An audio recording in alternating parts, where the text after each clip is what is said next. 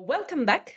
This is the first of a series of webinars, a series of videos that Peter and I are launching on some curiosities and consequences that generative AI brought into our lives.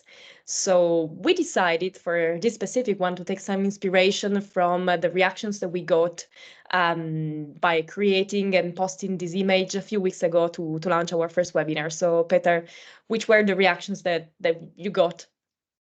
Yeah, as you know, we had several ideas of what kind of pictures we use for announcing this first webinar together with the Industry 4.0 Club, which we collaborated with, and we used a more professional picture at the end. And you can check it out. We'll probably link it in the comments later.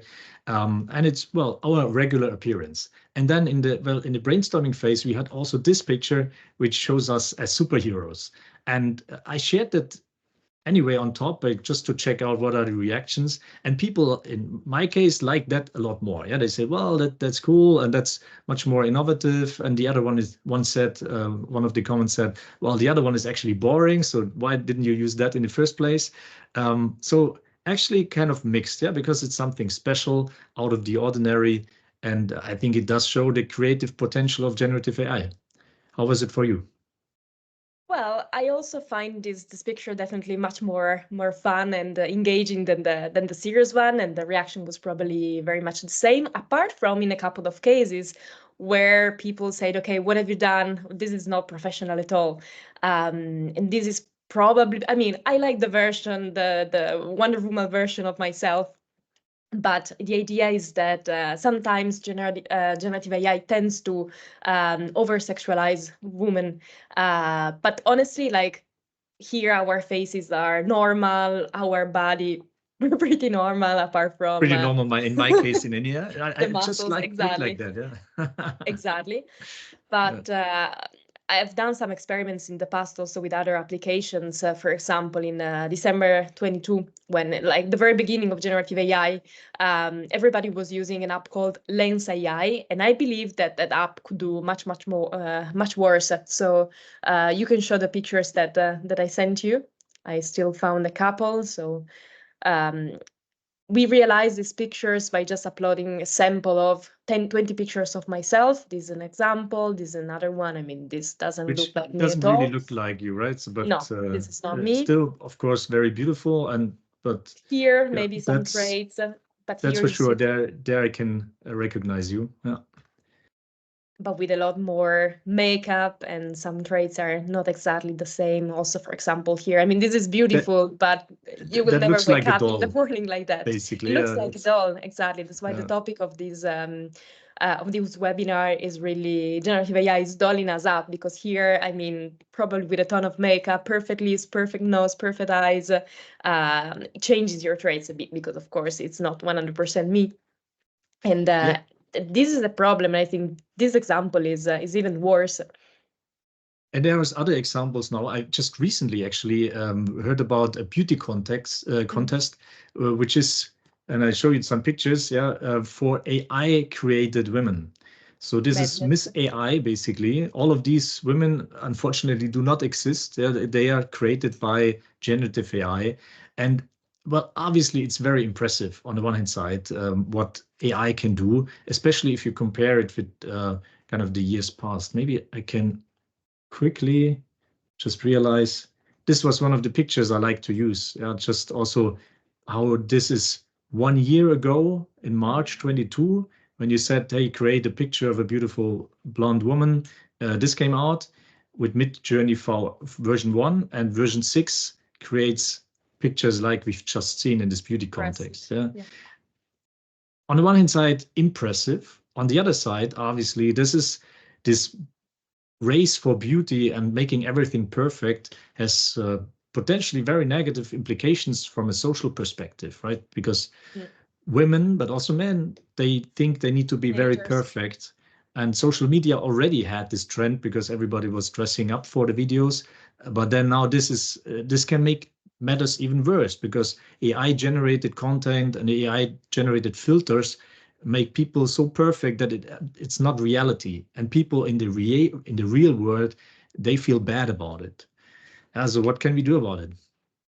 What can we do? So first of all, understanding what happened and why we always look perfect in these pictures. So the problem probably is because these models have been trained on pictures, on artworks sourced from various artists or photographers on the internet, and there was absolutely no control in choosing them.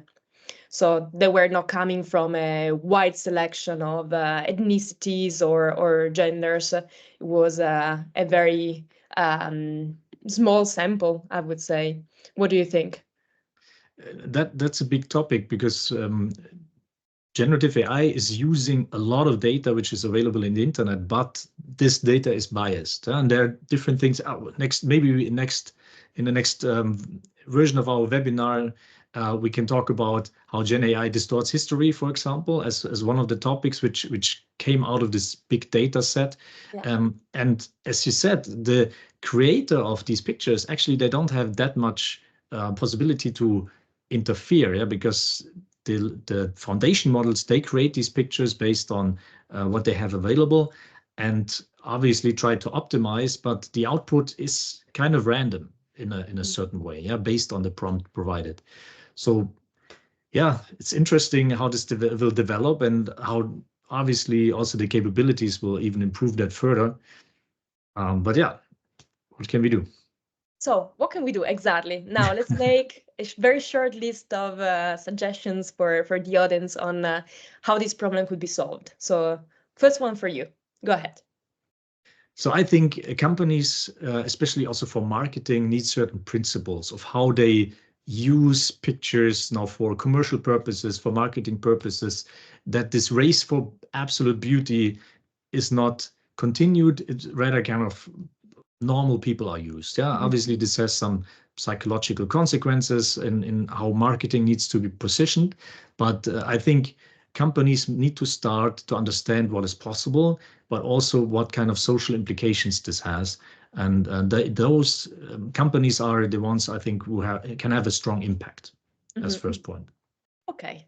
Then I would say, well, something that I have already mentioned, but ensuring that the training dataset includes a very wide range of ethnicities, genders, cultural backgrounds, and these to avoid biases in the generated images.